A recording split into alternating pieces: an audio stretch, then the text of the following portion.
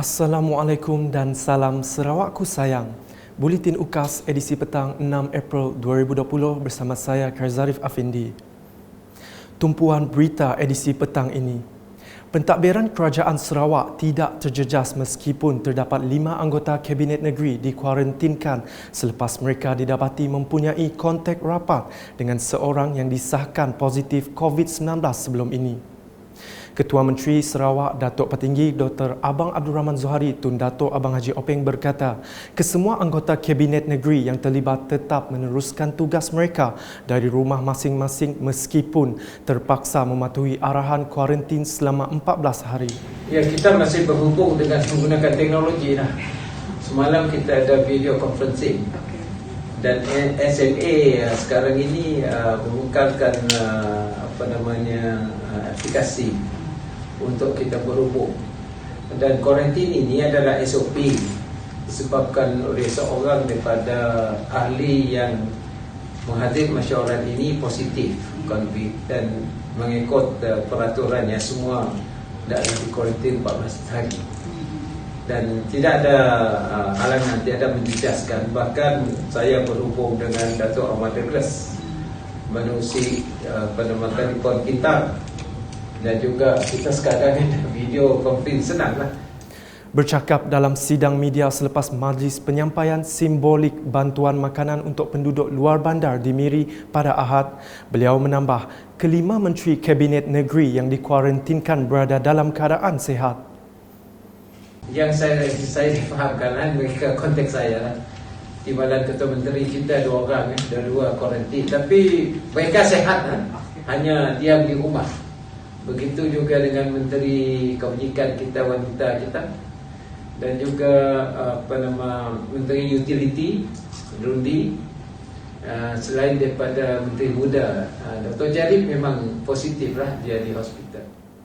Beralih kepada bantuan makanan susulan penguatkuasaan Perintah Kawalan Pergerakan PKP. Di Parlimen Lawas, sebanyak RM400,000 telah diperuntukkan untuk diagihkan kepada Dun Bak Kelalan dan Dun Bukit Sari. Timbalan Menteri Pembangunan Luar Bandar, Datuk Henry Sum Agong berkata, bantuan ini perlu disegerakan dalam menghadapi PKP peringkat kedua. Katanya semasa mempengerusikan mesyuarat penyelarasan bantuan fasa kedua daerah Lawas, beliau menasihatkan agar penduduk bersabar dengan proses pengagihan bekalan makanan yang dilakukan secara berperingkat. Manakala di Kakus, Menteri Muda di Jabatan Ketua Menteri Undang-Undang dan Adat Bumiputera, Datuk John C.K. Tayai berkata, bantuan makanan yang disalurkan kerajaan adalah untuk memastikan masyarakat di luar bandar tidak terputus bekalan makanan susulan PKP dan penularan wabak COVID-19. Jelasnya, seramai 6,243 ketua isi rumah di Kakus akan menerima bantuan bekalan keperluan asas yang akan diagihkan secara berperingkat. Lagi penyerahan bantuan makanan susulan penguatkuasaan PKP. Di Sri Aman, seramai 1,269 ketua isi rumah di Simanggang menerima bantuan makanan setakat ini. Menteri Muda Kesejahteraan Komuniti Sarawak, Datuk Francis Hardin Hollis memberitahu pengagihan bekalan makanan berdepan masalah sama disebabkan permintaan tinggi terhadap barangan keperluan. Sehubungan itu, beliau menasihatkan agar penduduk yang belum menerima bantuan supaya bersabar sementara menunggu bekalan dihantar secara berperingkat. Seterusnya di layar, lebih 3,000 buah keluarga dikenal pasti menerima bantuan yang juga dilaksanakan secara berperingkat.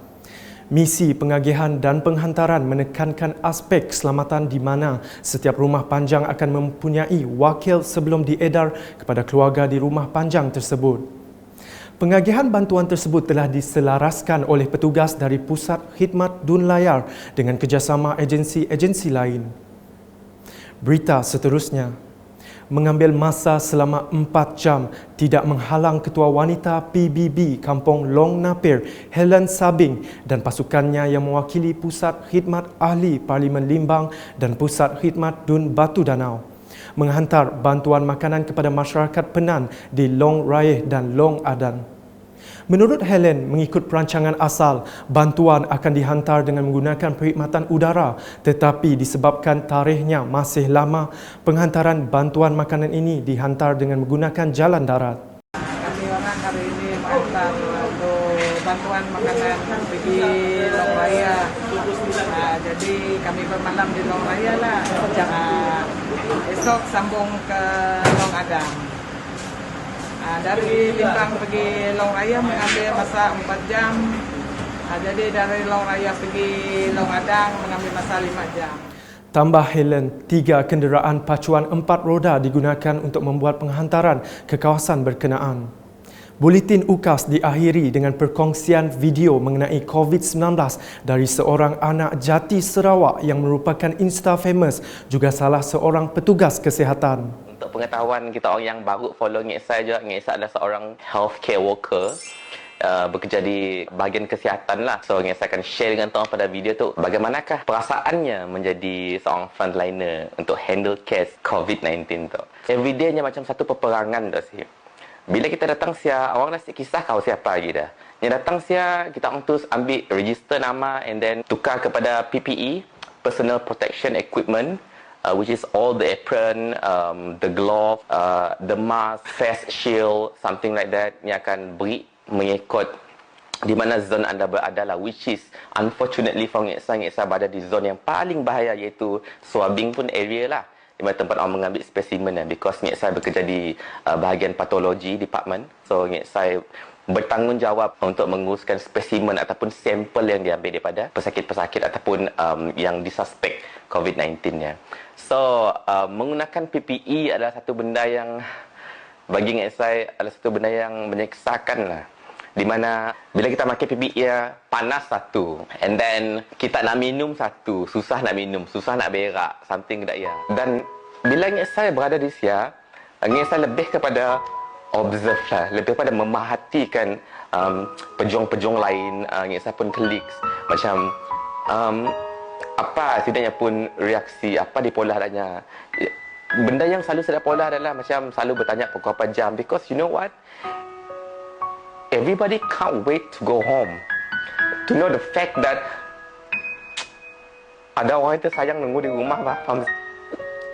Macam Ngek pun ada family juga, ada parents. And my parents sangat bingung sebab saya handle benda-benda macam tu lah. Dan apa yang tak tangga di media sosial, apa semua cara orang handle kematian dalam COVID tu apa semua, ini bukan satu benda yang best lah. Jadi saya sih faham kena orang masih anggap benda macam tu adalah benda yang remeh lah. No, this is not benda yang remeh. This is a very serious issue untuk kita lah, negara kita lah. Kami orang frontliner, we fighting our ass off dekat siap, and then you guys nak keluar lagi rumah, si dengar kata, si mematuhi arahan kerajaan untuk stay at home. Bukannya saja-saja kami menyuruh orang stay di rumah. Kita orang harus bersyukur sebab apa? Sebab kita orang boleh stay at home dengan orang tersayang mah. Bukan macam kami untuk terpaksa keluar berjuang bila mana orang lain boleh duduk di rumah dengan family naknya. Dan yet you guys still complaining, boring di rumah. Kenapa kita orang sibuk bekerjasama dengan saya, dengan semua orang lain dan frontliners yang lain untuk just to stay home, untuk memudahkan kerja kami orang. Saya bercakap dari sudut kesihatan saja, belum disebut sudut-sudut lain, driver, cleaner, police, army. Sekecil ni pun kita pun servis dalam kita pun organisasi, kita membantu. Know that kita jangan dengan orang kerja macam mesti banyak lah. Jatuh kerja je bahaya lagi, jatuh kerja je si bahaya. No, everybody ada je pun peranan. Jalankan tanggungjawab masing-masing. Bersama-sama kita boleh mengekang virus tu dan stop it once and for all. Akhir kata, seperti yang saya pernah baca di media sosial, virus tu asyik bergerak, yang bergeraknya manusia. So, stay je di rumah, so virus asyik merebak. Okay? Thank you so much. Sekian edisi petang bersama saya, Kerzarif Afindi dan kru Buletin UKAS. Jaga diri anda, sentiasa berwaspada. Dapatkan berita terkini Sarawak setiap hari dengan melayari ukas.sarawak.gov.my atau di Facebook, Instagram, Twitter dan saluran YouTube Buletin UKAS. Salam UKAS.